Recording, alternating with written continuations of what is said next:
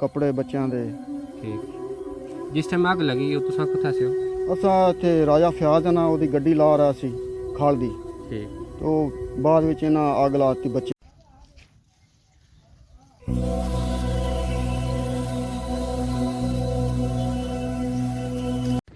औज़ु बिल्लाहि मिनश्शैतानिर्रजीम बिस्मिल्लाहिर्रहमानिर्रहीम।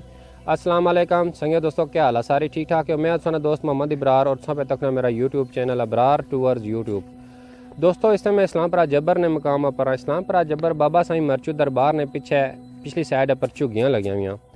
2 दिन पहले कितना एक वाक़या पेश आ गया कि गरीब बंदा सा अमजद नैना उसने झुग्गी की आग लगी गई है। वो आपको कार मौजूद नहीं सा, कार कम ने सिलसिले बाहर सा पीछे को बच्चियाँ आग लाई छोड़ी वाला आलम किस तरह आग लगी है। तो कार ना सारा साजो सामान सड़ी गया उसना और अपील करना पाया कि हमारी कोई थोड़ी जी खिदमत की जाए।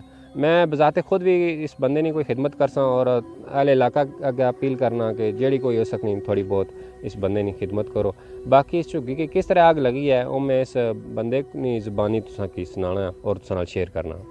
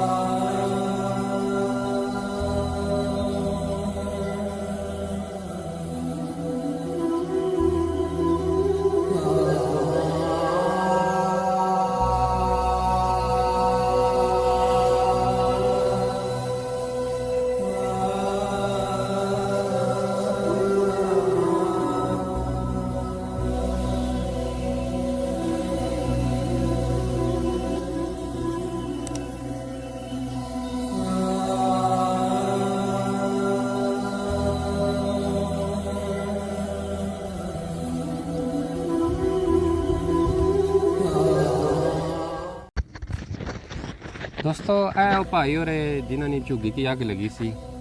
अच्छा भाईजान तुसा ना क्या? मेरा नाम जी अमजद अली। मेरा नाम अमजद अली है जी। अमजद अली ते तुसा कितना टाइम हो गया इत्थे रहने हो? 3 साल हो गए जी सानू। इसने तो पहले कुत्थे रहने होने से? चनियोट जी।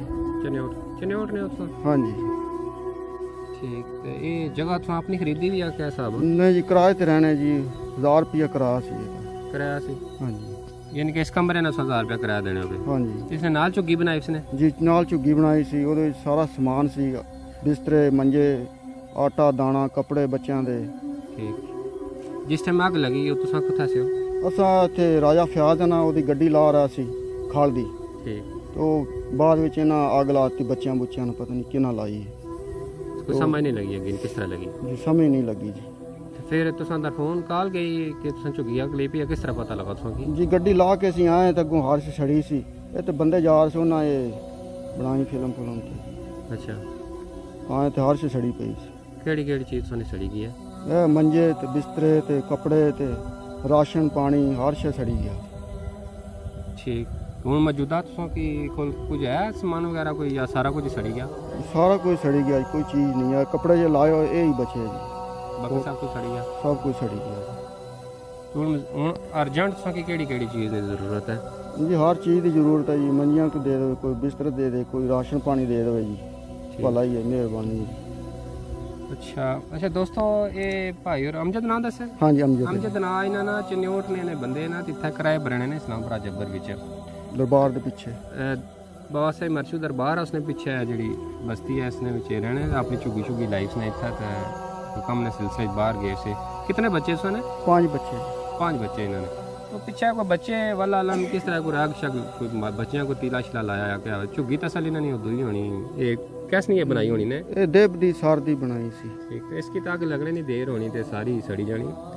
तो वल्ला आलम में किस तरह वाक़या पेश आया? बारकाफ अर्ज यह है कि गरीब बंदा या इसने झुग्गी सी वो सड़ी गई है तो अपील करना पाया कि थोड़ी बहुत सपोर्ट हो जाए। कुछ है बंदे को पुरानियां मंजियां हैं वो चाह दो, कोई पुराने कपड़े हैं वो चाहिए, कोई कैश कोई मदद करना चाहना तो वो कर छोड़ो ताकि इस गरीब ना थोड़ा जा जो जिंदगी के दिहाड़े ना थोड़े जा आसान हो जाए।